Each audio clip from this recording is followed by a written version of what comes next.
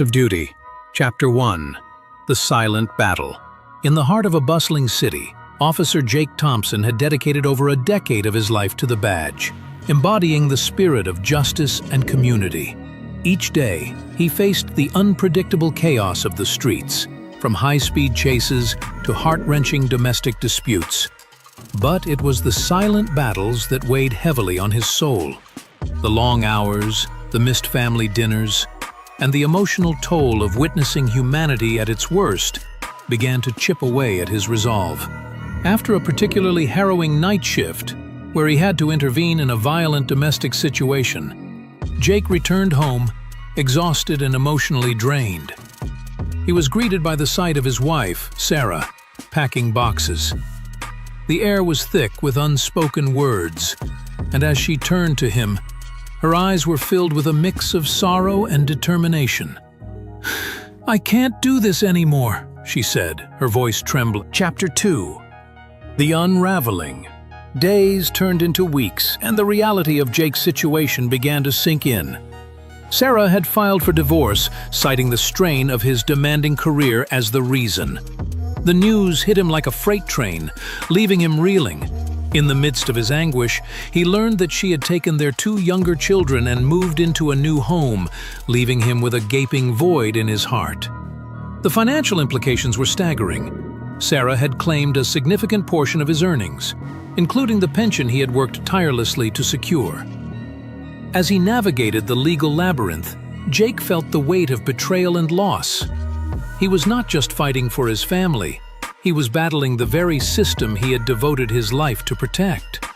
The emotional scars of his service were now compounded by the personal turmoil that threatened to consume him. Chapter 3. Rising from the Ashes. In the aftermath of his crumbling personal life, Jake found solace in the camaraderie of his fellow officers. They became his lifeline, sharing stories of their own struggles and triumphs. Slowly, he began to rebuild his life, channeling his pain into purpose. He started a support group for officers facing similar challenges, fostering an environment where vulnerability was met with understanding. Through this journey, Jake discovered the importance of mental health and resilience. He learned to prioritize self-care and sought therapy, allowing him to process his emotions and regain his strength. As he stood in front of his support group one evening, sharing his story, he realized that while the cost of duty had been steep, it had also forged a new path for him. With renewed determination, he vowed to honor his commitment to serve, while also reclaiming his life, one step at a time.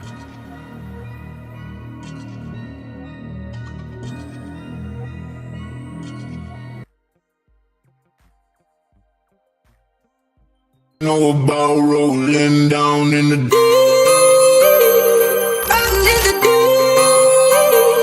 Down in the deep. Now I know y'all be loving this shit right here. Know about rolling. What you gonna do? Rolling. What you gonna do now? Down in the rolling. What you gonna do? Right, y'all be loving this.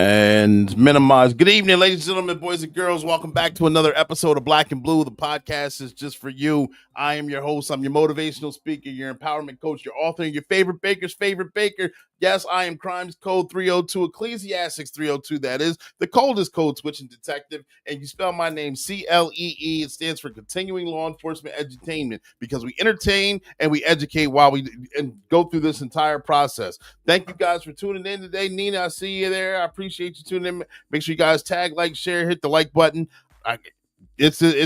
This show is going to be a dynamic show. This one's going to be a little different. It's going to be live, no special guests, but we do have talking points and learning points. We got you saw the slideshow already that played in the beginning, the cost of the badge. Then we're going to have the Sergeant Be Safe fun one. We're going to have the video explainer, and then we're going to have a discussion. All right. And this one's a little off kilter. Before I start getting into all that, let me go ahead and get the full intro out of the way. We are streaming. I forgot to hook up one of the Facebook pages, so I shared it to the Coach Clee page. So if you're on there, make sure you hit the link. If not, subscribe to the page. I see Rich is on here. How's it going, Rich? Thank you for tuning in. I appreciate it. Rich, you're faithful guy that comes on the show often. I appreciate it. You guys, like I said, kind of out of sorts because this show is probably I'm gonna probably be out of sorts for this show. I'm been prepared, but I'm not prepared to put on this show just for various reasons. I'll get to that in a moment. But we're on many different platforms. We're on three on Facebook, 2 on YouTube, 1 on LinkedIn, and this is going to be uploaded on the Spotify as well. So if you're not already subscribed to that, make sure you tag, like, share, subscribe, hit the like button, share it around with your friends. Those are the platforms that we're on. This is also sponsored. This podcast, One Black and Blue, is sponsored by One Way Publishing. One Way Publishing is the book publishing company that sponsors Sergeant Be Safe, this podcast is Black and Blue, and it's also a book publishing company that make dreams come true. Their motto is they can turn a mere thought into a book that's bought, and that's why we're here. I wrote a couple books. I'm writing a few more right now as we speak. One's going to be on this topic for sure, definitely. But we're going to make that thing happen. If you ever wanted to write a book, workwithclee.com. I forgot to put that in there. Shayla's on here. I see you. Shayla, thank you for tuning in. Please tag, like, and share. Thank you. I forgot to put that in the comment section. Let me put that in. The only place it's not going to show up is on LinkedIn. And why, I don't know. But just like sometimes Rich's name shows up, other times it does not. Just those who are on LinkedIn, we get it. We don't. I don't know.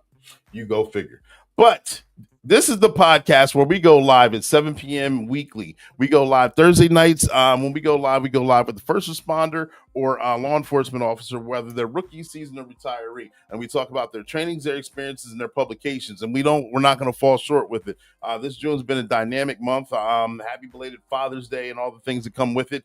We had a tremendous lineup. The summer's going to be kind of chopped up a little bit, sketchy, of course, because I didn't...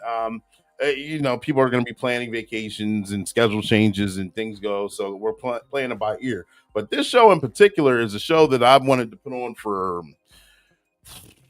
years, actually, since about 2018, to be exact. But I haven't. Due to circumstances and being nerd. No one wants to put themselves or talk about their personal business out there. And things to that capacity. But sometimes it's necessary because us as law enforcement officers, we're stubborn. We hold a lot of things in. We keep a lot of things to ourselves and not even knowing that others are going through the same thing or something similar. And because you're going through it, you can actually help somebody else or they can help you through the process. Process is not fun. Process is something that's a little daunting, but it still goes on. All right. I know I'm kind of alluding to some of it. Make sure if you haven't caught the slideshow, make sure you guys catch the replay. Make sure you hit that like button. I'm trying to make sure I cover everything because, like I was saying before, this one may be a little choppy because my thoughts are all over the place. So I'm trying to stay on course. I got notes down here to stay on course, but it's like things are going to hit me sporadically. Making sure that I want to cover everything. I don't know that we will, but I'm gonna do my best. I'm gonna have one thought that leads me to another thought. Normally I'm pretty good with it, but this one again is gonna be a little different. But we're still gonna drive on with the show. We're gonna have a good one. Like I said, we got the slideshow, we got Sergeant Be Safe, the story time, we got the fun time, and we got the explanation. I think I covered everything. So we should just jump right into Sergeant Be Safe. Should we jump right into Sergeant Be Safe? Yeah, I think we're gonna jump right into Sergeant Be Safe. All right, and then we're gonna continue on with the rest of the show because I do I want to make sure I'm not monopolizing your time and wasting it either. Let me get this clip up and ready to go. Here comes Sergeant Be Safe with the fun time video. I hope you like it. It was a lot of fun to make. And one of the voices is one of the voices that's so you may, if you followed the cartoon, you may recognize one of the voices. He's also in the industry as a first responder.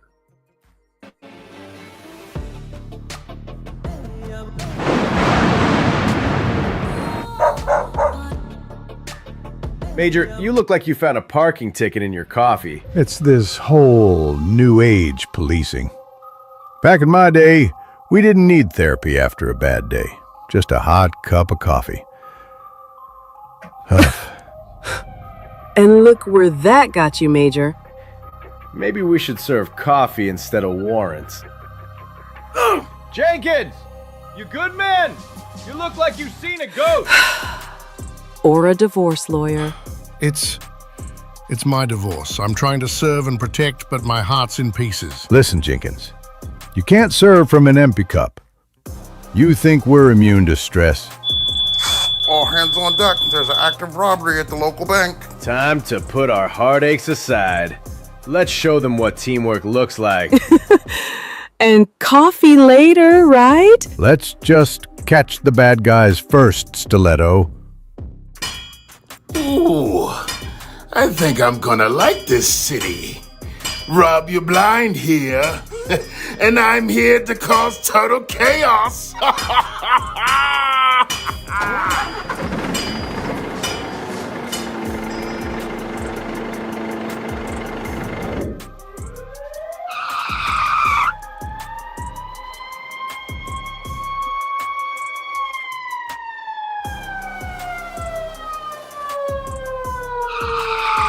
Remember, Jenkins, your badge doesn't define you. Your actions do.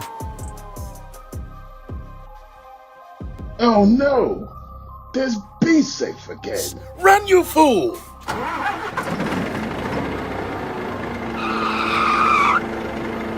Please, don't run. You're only gonna make matters worse. Right, let's do this. Unfortunately, Officer Jenkins has to get out of his head and focus on the mission at hand so no one gets hurt. You're all caught. Hands up! You fools! You're under arrest. Party pooper, Be Safe. You can't stop me. I know my rights. I'm just walking around here. Not bad for a bunch of misfits. Misfits who saved the day. Hey, remember, it's okay to lean on us. We're family, and family sticks together. Thanks, guys. I guess we're all in this together, right? Just like old days, with a bit more therapy. I would have gotten away with this if it weren't for you. And this is right where they belong. Let's show the world who we are. Cuffs and all. When life gets tough, stick together. Because every heart needs a hero. And that's your tip of the day to get you on your way.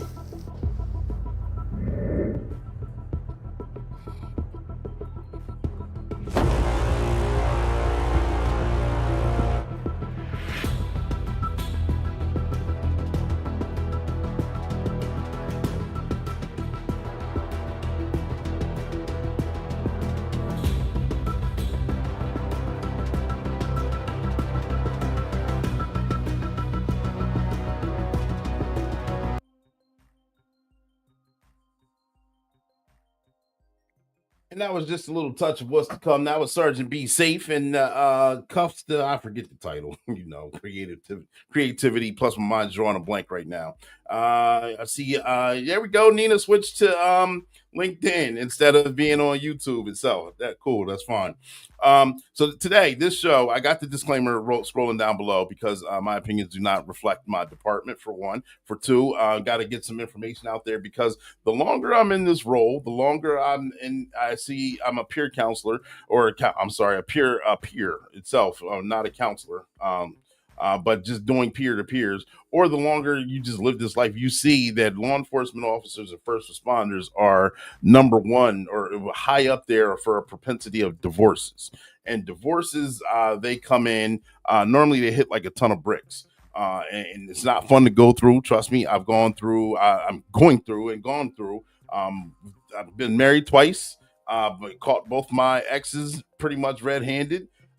Going through one now that's been a long struggle for forever, and it seems like it's the norm. And make sure that you understand, I'm not against marriages. I'm not against those who are married. If you're married and happily married, I hope things work out. I want that, put that out there. If it's not for you, it may not be for you. I don't want you to be forced into it.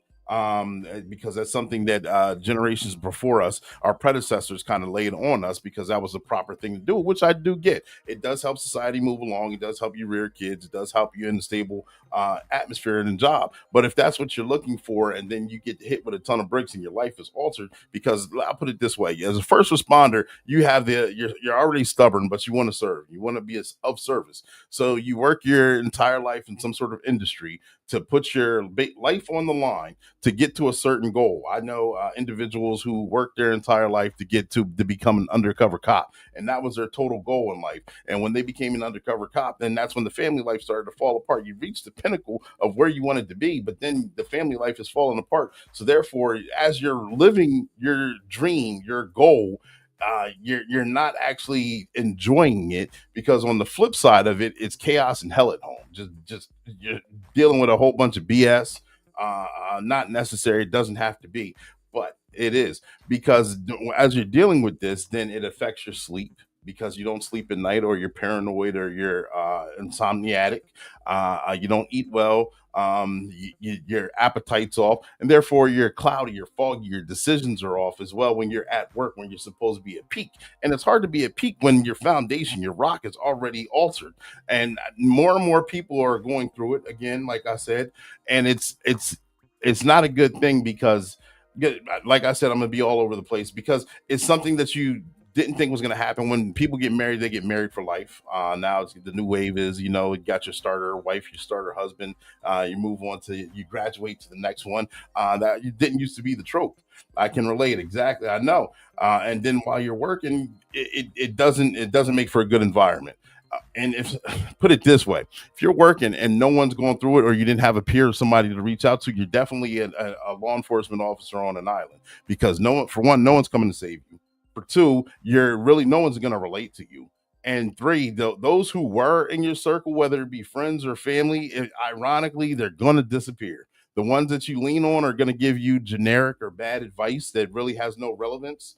And then you'll find out that often the ones that you thought would be your supporters are the ones that are actually supporting the other one. And it's amazing, including family itself. Doing shows like this, you would only imagine that you would have total support, being able to express yourself, and it happens the opposite way, where it's kind of the support goes a different direction. I'll leave it at that without getting too deep and foundational with it. A lot of things hit. I came up with 12. Right now, it's going to be changed the name, but I came up with 12 plays to do or know about law enforcement divorce and all that.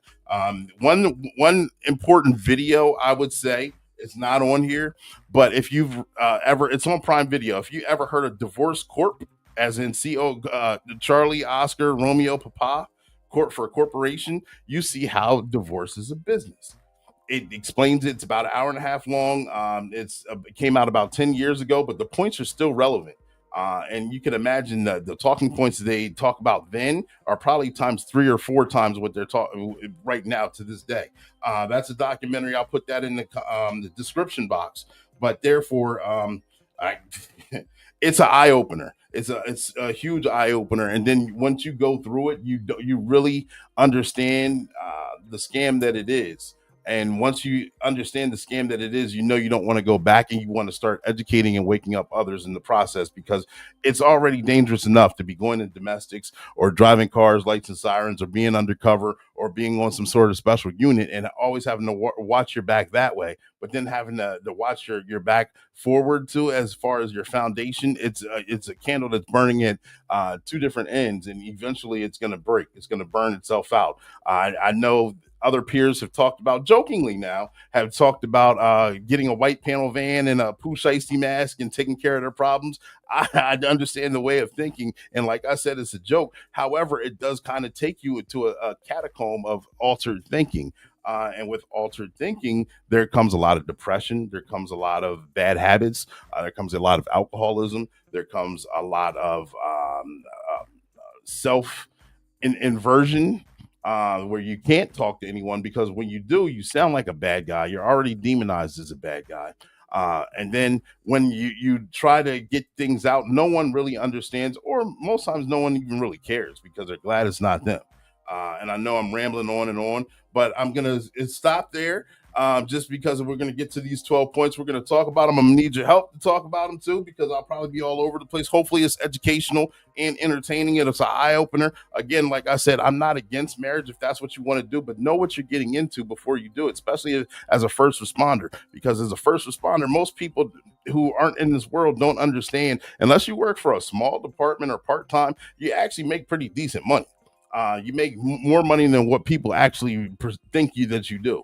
And with making more money, you have a set schedule. And not having a set schedule, you're very predictable. You also have a pension. You also have health care. So that makes you a high value target for someone else to come in there and do whatever time they want to do, the minimum or the maximum amount of time, and then come back and just take whatever they can with you, with them. And you find out that dealing with the family court and being a pro law and in law enforcement, you find out that is not your friend. They treat you worse than criminals get treated because you go through this process. It's a different style of court. So therefore you're not entitled to an attorney. An attorney doesn't have to take your case. Once they had used different type of style of language throughout the process. So therefore it's you go through this process, and if you're doing it on your own, they'll railroad you to the point where you're gonna lose out on a lot of time. You're gonna lose out on a lot of finances. You're gonna lose out if you have children involved. It's a good, especially if they're young. It's a wrap, because and you find out the child support system is going to get their claws in you, and they're not going to let go. They're going to keep going and going and going and going for maximum amount, because not only what child support is set up for the child, whoever the parent is who gets more than 50, you have to fight for 50-50 custody, which is something you should be entitled to right off the bat. I have to fight for custody. You'll be paying out for child support. The child support agency also gets a cut. The lawyers get a cut as well. So everyone's hands are in your pocket while you're still working, trying to figure it out, while you're being demonized in the process as well. But I'm going to pause there. We got the video explainer. Some things are in the video that are 100% true. Yeah, some things are kind of a little fantasy because, got to end on a good note. Hasn't been my experience, but take it for a grain of salt. Let's go with the video. Revealing exploration of the $50 billion family law industry, divorce exposes the rampant corruption and inefficiency permeating family courts across the U.S. The average contested divorce can cost an astonishing $50,000, often leading individuals, including law enforcement officers, to sell off their cherished possessions just to cover legal fees. As judges and lawyers engage in a self-serving dance, the very essence of justice is compromised, leaving many to suffer emotionally and financially. For law enforcement officers, the stakes are even higher. A staggering 53% have experienced divorce or separation, primarily due to work-related stress, lack of time, and financial strain. As we delve into the 12 essential steps for navigating this arduous journey, we highlight the importance of emotional resilience and effective communication. From mastering emotional Jiu-Jitsu to constructing a financial fortress, each step is designed to empower officers facing the dual challenges of divorce and their demanding careers. Furthermore, we must acknowledge the profound impact on children, the need for fair co-parenting arrangements, and the importance of advocating for justice in the divorce process. As we navigate the path to recovery, it's crucial to embrace the change and redefine one's identity while building fortitude for the future. This narrative sheds light on the harsh realities and scams of divorce, especially for those sworn to protect and serve, urging them to reclaim their lives and thrive beyond the turmoil. Join us as we unpack these insights and share stories that resonate deeply within the law enforcement community. As we peel back the layers of this complex issue, it's crucial to understand the emotional toll that divorce takes on law enforcement officers. Many officers find themselves grappling with feelings that hit harder than any physical confrontation. The stress of their demanding careers compounds the emotional strain of separation, making it even more vital to develop effective coping strategies. Enter the concept of emotional jiu-jitsu, a powerful tool for managing intense feelings, allowing officers to navigate their emotions without losing their grip on sanity. By mastering this art, they can emerge from the chaos with a clearer mindset, ready to tackle the challenges that lie ahead. Navigating the legal labyrinth of family courts presents its own set of hurdles. Officers must decode the intricacies of the court system as if they were investigating a crime scene. Every detail matters, from understanding the nuances of paperwork to recognizing the potential pitfalls of their cases. In this high-stakes environment, communication combat becomes essential. Officers need to articulate their needs and concerns assertively while maintaining composure, ensuring that their voices are heard amidst the noise of legal jargon and opposing counsel. The impact of divorce extends far beyond the individuals directly involved. It ripples through families, especially children caught in the crossfire. Officers must learn to prioritize their kids' well-being, protecting their innocence amidst the turmoil. The Kids in the Line of Fire step emphasizes the importance of crafting narratives that shield children from adult conflicts, allowing them to flourish despite the upheaval. Simultaneously, building a co-parenting playbook becomes critical, ensuring both parents remain engaged in their children's lives, working together to mitigate the damage caused by divorce. Divorce can wreak havoc on an individual's overall well-being, manifesting in a myriad of ways that significantly impact daily life. The emotional turmoil often leads to a loss of appetite or, conversely, unhealthy eating habits as individuals seek comfort in food. Sleep becomes elusive, with many experiencing insomnia or disrupted rest, further exacerbating fatigue and irritability. This lack of restorative sleep directly affects work performance, leading to decreased focus and productivity as the mind struggles to concentrate amidst the chaos of personal upheaval. Mood swings become commonplace, with feelings of sadness, anger, or anxiety overshadowing the ability to engage with colleagues and loved ones positively. As the weight of these challenges compounds, the struggle to maintain a sense of normalcy becomes a daunting task for those navigating the complexities of divorce, ultimately hindering both personal and professional growth. Finally, as officers navigate the rough waters of separation, the journey toward recovery becomes paramount. Acknowledging the wounds inflicted by divorce is just the beginning. The real work lies in forging a path to a healthier future. Reinvention Recon encourages officers to embrace their new identities while cultivating future fortitude, empowering them to build resilience for the next chapter of their lives. Through this exploration, we aim to create a community of support, fostering open conversations and actionable insights to help law enforcement officers not only survive but thrive, transforming their experiences into opportunities for growth and renewal.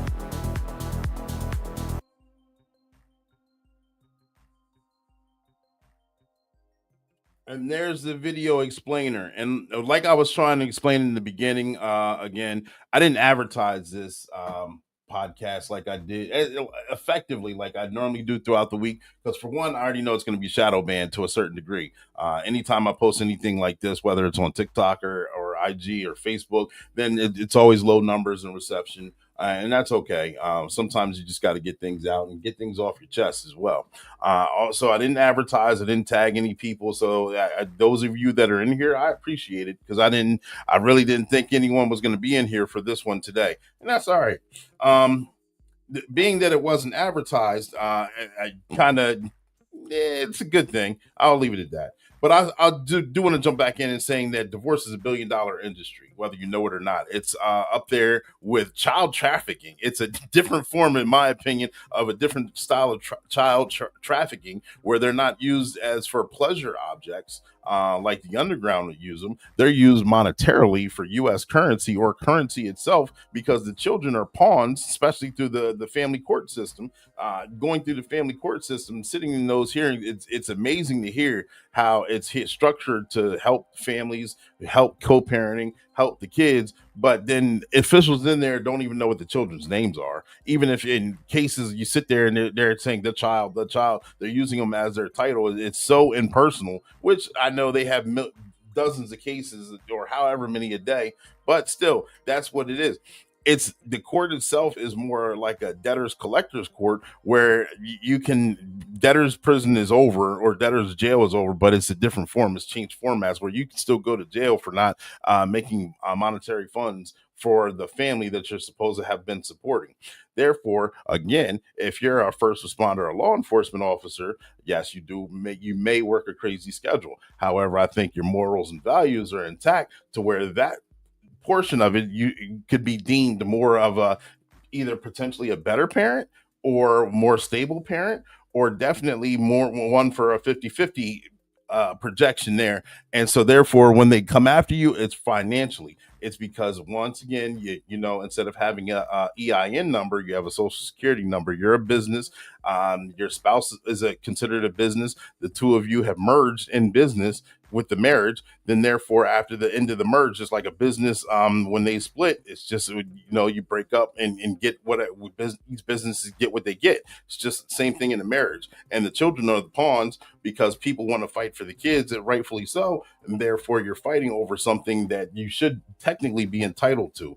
Here in the U.S. is bad. You look at other states or other countries, it actually works more efficiently and effectively. But here in the U.S. is bad because you can actually put it this way. The money that someone was sending their child for private school for was less than what they were paying in child support after that child stopped going to private school and they had to pay child support.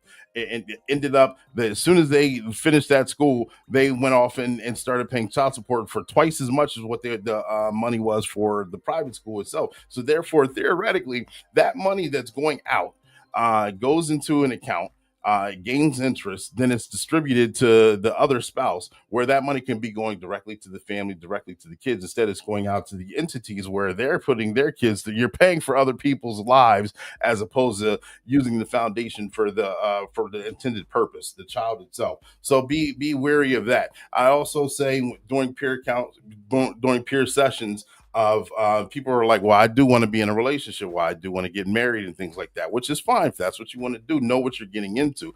But then I also say, why do you have to go through the state to get a marriage? I mean, for certain purposes, yeah, for death benefits after splitting or health benefits or things along those lines, yes. But I mean, seriously, if you go through the state and get a marriage license, why can't you do it differently as opposed to just making a contract between the two of you and being together like they did non-biblical days? I know it sounds a little off kilter, but I mean, before the state got their hands into it, the marriages were a lot better. Now that they're into it, the traditional marriage, in my opinion, is dead and dying, and therefore it's becoming an industry that gets worse and worse. But I digress. I'm going to get into the 12 plays of what you should and should not, what you should do and know with law enforcement divorce. All right. Number one is emotional jiu-jitsu. All right. We talk about verbal judo, but emotional jiu-jitsu. Understand that normally most law enforcement officers, your feelings may be suppressed or you're having an abundance of feeling. You're going to be off kilter. You're going to be out of your element. You're going to be doing things that feelings that you probably never had before. And then you're trying to explain them or talk to them or get them out is only going to seem like it makes things worse or different. And if you don't get them out, then that's when it curls up inside you. And I wrote the book, #Grudge, and how to let go of grudges.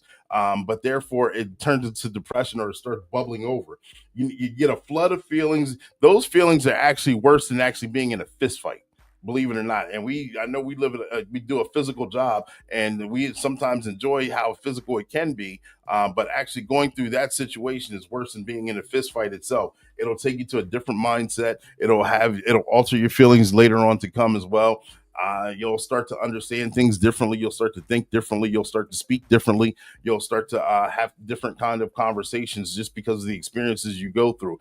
You'll see the betrayal, not only of the spouse, but you'll see the betrayal of course, the spouse's family, their friends. You'll see the betrayal of your own family and friends as well. Where the support may go, where the things like that.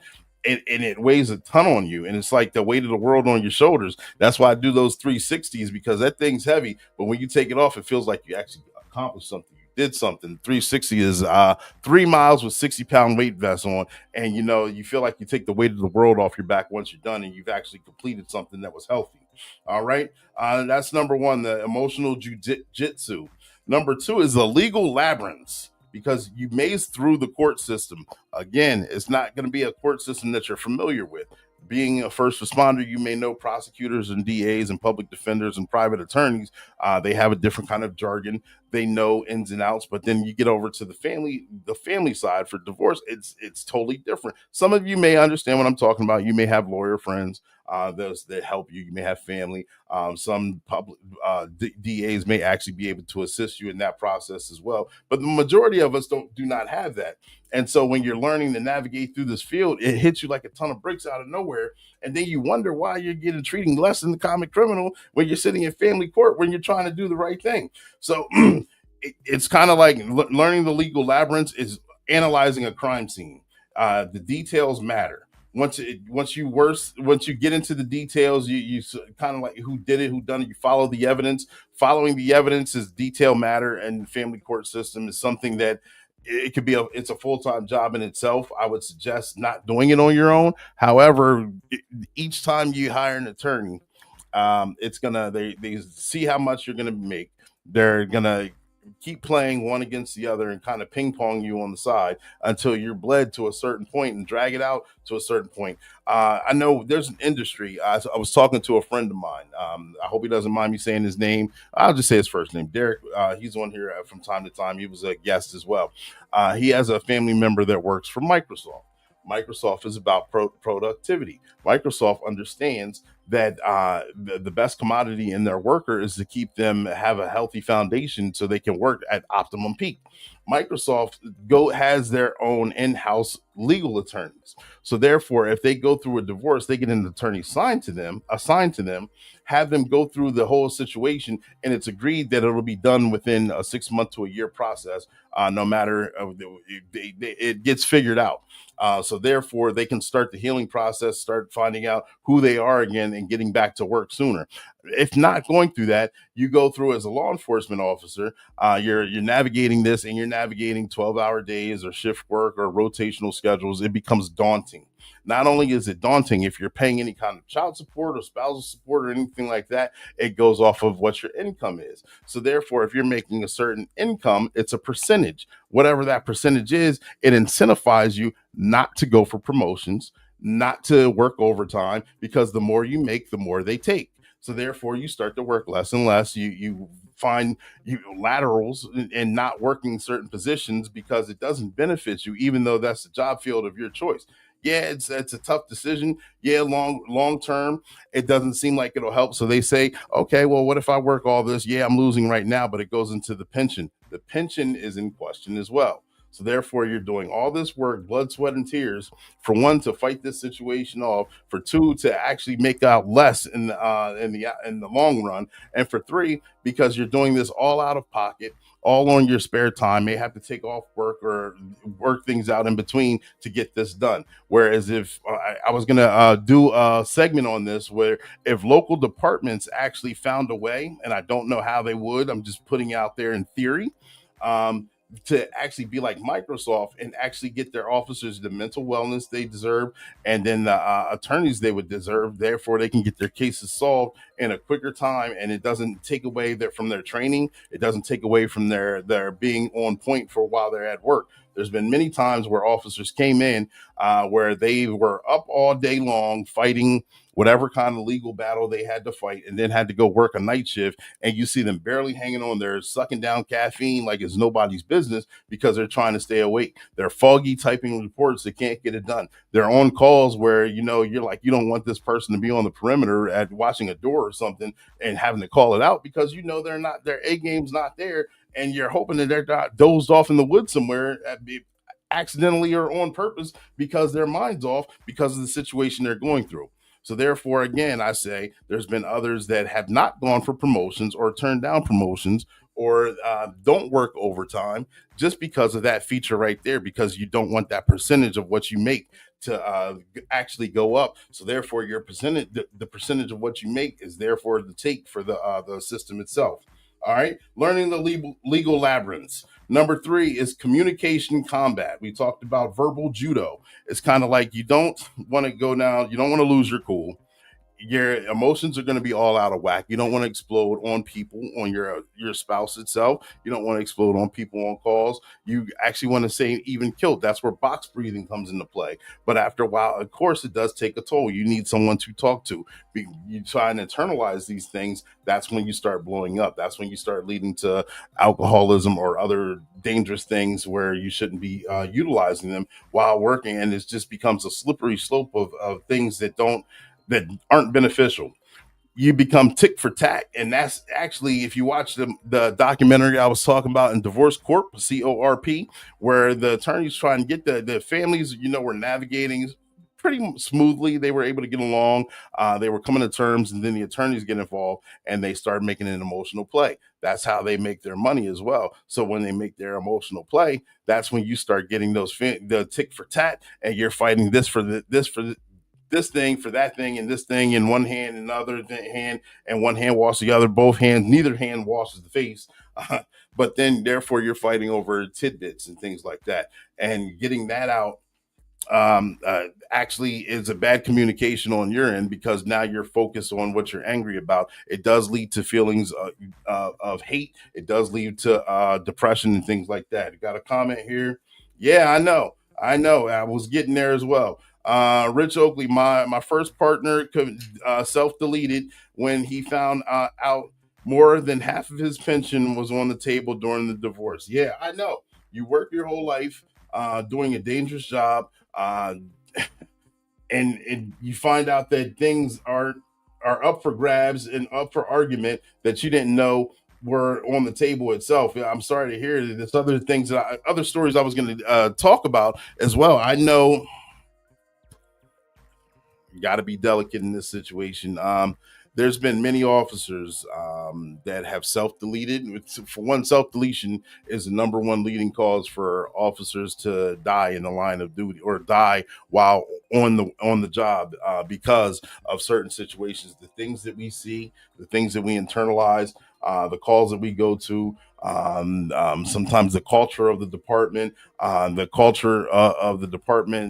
public that we're working for. And then of course you get hit. You're doing a wonderful job. You're officer of the year. You're getting all these awards. You're climbing, and then you get hit with a divorce, or even worse, a gray divorce, where you're older, late in your game, where the wife decides or the husband decides to leave at a certain point, and then you're really splitting things down the middle, where you gotta live. Where you're thinking you're going to live a certain lifestyle, and now it's cut in half, and you've got to navigate through. And so a lot of good officers don't make it through because they self-delete in the process, and that's not a good thing. That's something that can be minimized through, like I said, the Microsoft.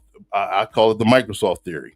Having some sort of attorney or something in-house that can get the situation done in a certain amount of time, that is either at a reduced rate or comes just kind of like an attorney for if you the union, if you had to fight for your job back, you got that. You got the union right there getting your back. So I think it's something that could be done similar. I think it's something that needs to be thought about, but I think it's something that would kind of save all of the first responders from self-deleting. All right. Number 4, kids are pawns.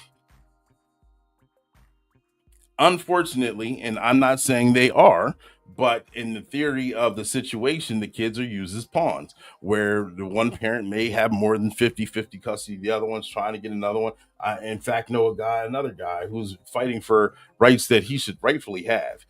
He's fighting for a lot of things. He's got a child, and he's got a family here, married and other children, and he's potentially losing his family in the process while fighting for this one.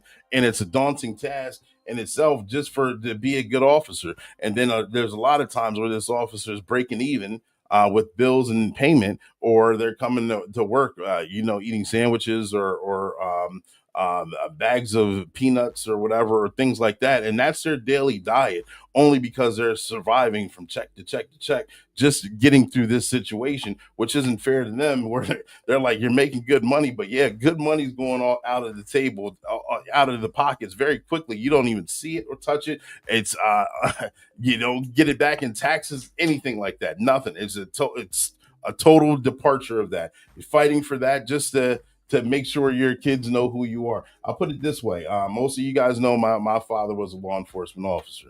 He made it until he was 38 years old, where he left this great earth. And I was 2 years old at the time. So I have no memory of him. I knew of the stories that people told of him. I know he was a law enforcement officer. I wanted to be one ever since I was about 4 years old. I grew, and a lot of people say I walk like him, I talk like him, I look like him. I know his side of the family, which is cool. It's all fine and dandy.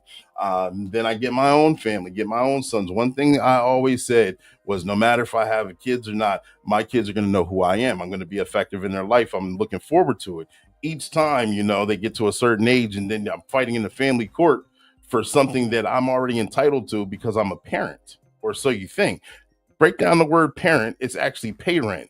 Pay rent. You pay rent over your child to the state because you signed the birth certificate, but that's a whole different. I'm giving away a lot of gems right now because you learn it. You learn it in the process. So your parentage over the pay rent over your kids because you signed them to the state. This is the state's first, where they can come in and tell you how to be a better parent. And in some cases, yes, I do believe that's the case. In most cases, I think we have enough common sense and judgment where we can go ahead and settle things ourselves and be a good parent to our own kids without having other people hands in the pot. Most cops, of course, we're very private. We don't like to have people in our business. We don't like to share a lot of things. So then when our privacy gets invaded, it feels like pretty much a home invasion or a burglary.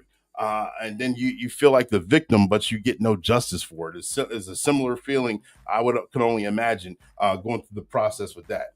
Kids are pawns. It impacts them because if they're suitcase kids is what we call them. They live out of a suitcase. They go from one parent's house for a couple of days, another parent's every other weekend, back and forth. And really, kids don't want to be a part of it. They actually want to go with the parent that's easiest to live with, honestly, because they have no real ideation of the world ahead. So therefore, they go with that. They don't want to be in the process. And after a while, they kind of disassociate, and they don't want to hear you talking about it. They don't want to see that mom and dad are always bickering or fighting or talking about the other one behind each other's backs. So therefore, again, they don't want to be part of the child support process or anything like that. They could care less about it, but they remember how it made them feel. And then when they get old enough and you're able to have that conversation, they become infuriated that they were part of the pawn in that process when they find out that most of the money that was portioned out could have been used for them to use the better their lives, and which it was intended for. And then it becomes more of a recidivating cycle of nonsense because the way the system does play it out. All right. Number 5, stress survival. You're going to need your peers, you're going to need your friends, but understand throughout this process, you're probably going to go through it alone. And no one's going to understand you unless they've been through it. Me speaking with other peers that have been through it, it's like a brotherhood. You understand why you think the way you do, why you say the things you say. When others who haven't gone through it, they kind of look at you like you're different. They look at you like you're funny. They look at you, oh, who burned you? Why are you mad? Oh, you're scorned. Really, yeah, I don't think that it's more of a scorn thing. I think it's more of I got. I understand I got. I would like to teach other people not how to get got, but not everyone's willing to do it because, still living in the mind frame of the copacetic world on having the family life and coming to a proper end through retirement, through grandkids and things like that. And if that's the case, I hope that happens. Don't get me wrong. I don't wish bad on anyone, but understand survival, your habits are going to change.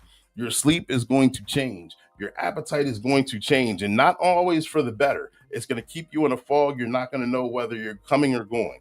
All right. I'm losing a lot of time here. Let me go. The number 6 is the financial fortress. You're going to have to start living below your means immediately. Once you get hit with that ton of bricks, immediately start living below your means. Again, like I said before, that promotions are by your choice, but understand that you may lose a lot in the process. I know a lot of law enforcement, military officials that don't go through for promotions because the more you go, the more you're going to be in the family court system and having to go ahead and explain that they don't work the overtime. They know most of that money goes to the attorneys and the judges or the court itself. Unfortunately, it's like you're paying for them to sabotage you. Is basically what it is.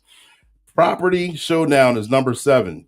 It's kind of like you're splitting the finances, splitting the property. You're going to be, as a law enforcement officer, you're going to be deemed the bad guy because you got the steady paycheck, you got the good income, you got the pension. So therefore, you're the more stable one. So the stable one has to be brought to make sure that way of life for the other person involved, it doesn't change. And I didn't know that was the process most of us didn't know that when you split, you're responsible for the other spouse, which there is a payment for splitting. I do understand that, but I didn't know you had to carry on the spouse all the way up until a certain lifestyle. That another adult should not have to care for another adult when those two adults don't even see eye to eye or are on common ground. But understand when that's what you're getting into. Number 8 is the co-parent playbook. It's there. It may work. I don't have.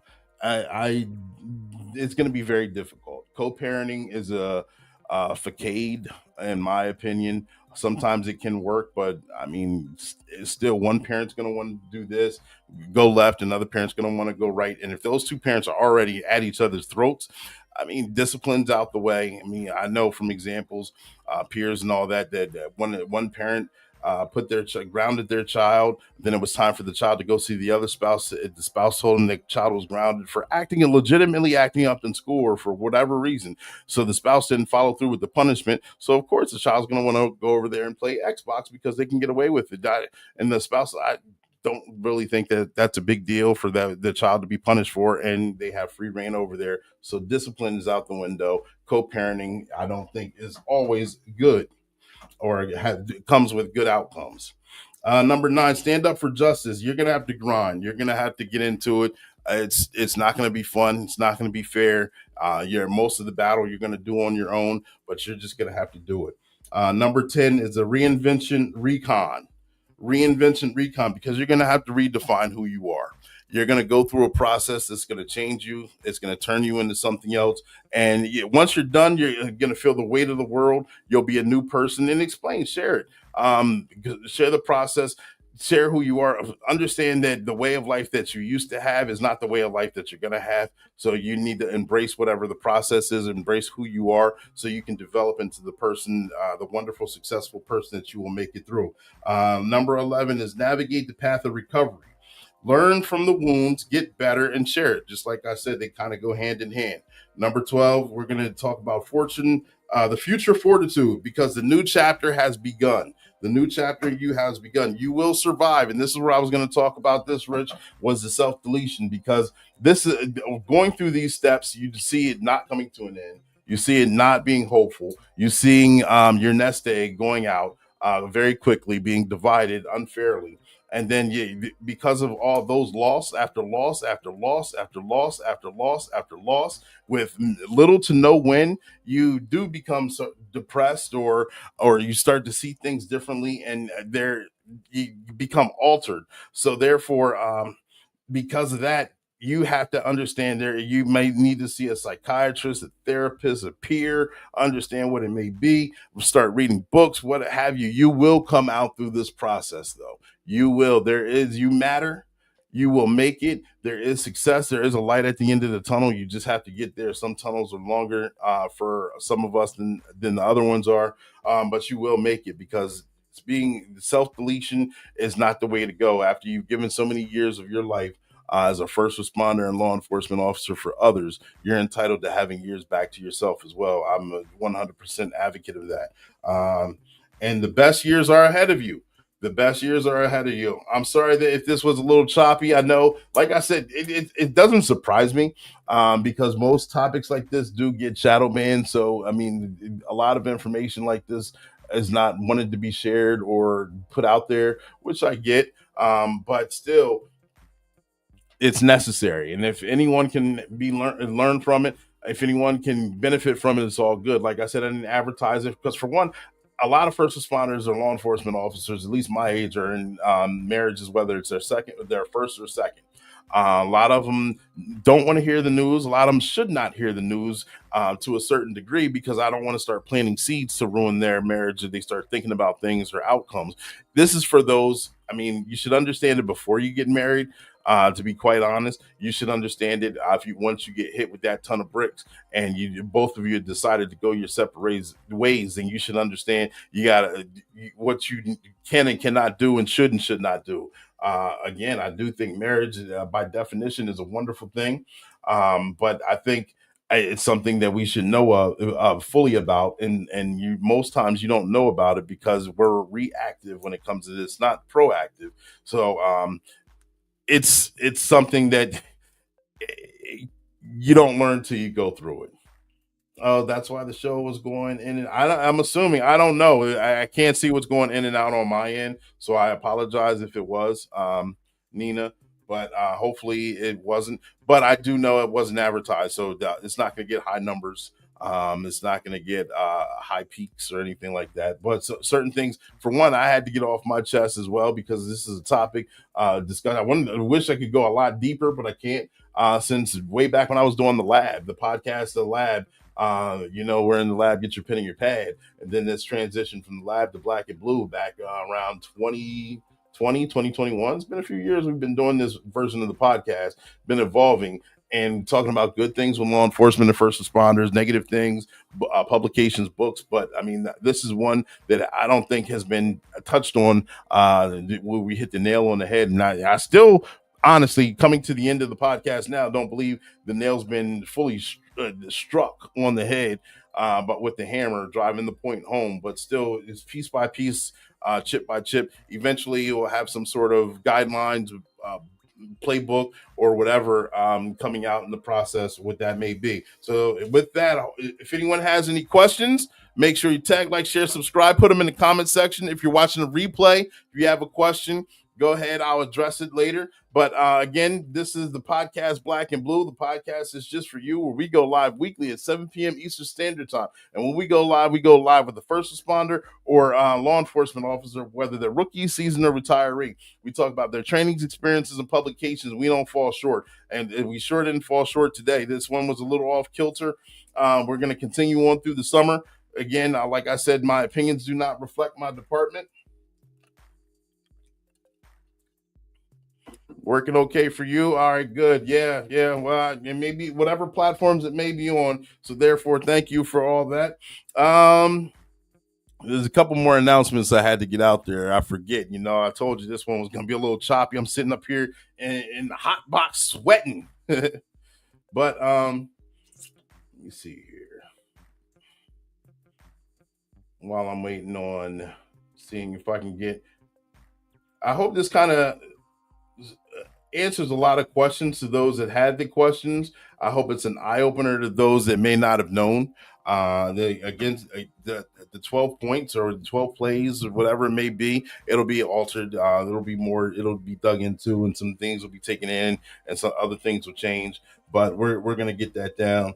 Again, Divorce Corp documentary on Amazon Prime came out in 2014.